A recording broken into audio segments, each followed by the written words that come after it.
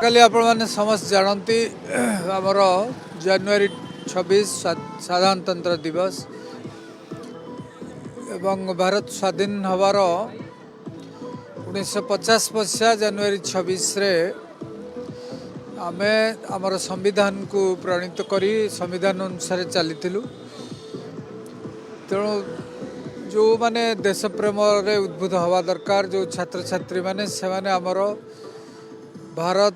यार वैशिष्टता यार जो भाव में विभिन्न धर्म वर्ण जातिर लोक मैंने बसवास कर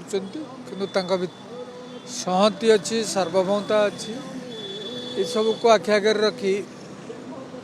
ये बीजेपी युव मोर्चा तरफ भुवनेश्वर उत्तर स्वयंसेवक राय एवं तांकर बंधु माने जो भाव में स्कूल एवं अन्य सब यूथ एवं स्टूडेंट्स मानक जो रैली टे कर त्रिरंगा यात्रा निश्चित भाव में बहुत खुशी कथा से मानक धन्यवाद देवी सहित नलिनीकांत महांती गुडू बाबू आयुष्मान बाबू जो युव बंधु मैंने आयोजन कर बहुत धन्यवाद जनइबी एवं आशा करी साधारणतंत्र दिवस अव्यवहित पूर्व पिला माने निश्चित भाव में एथिरे उद्बुद्ध हेबे एवं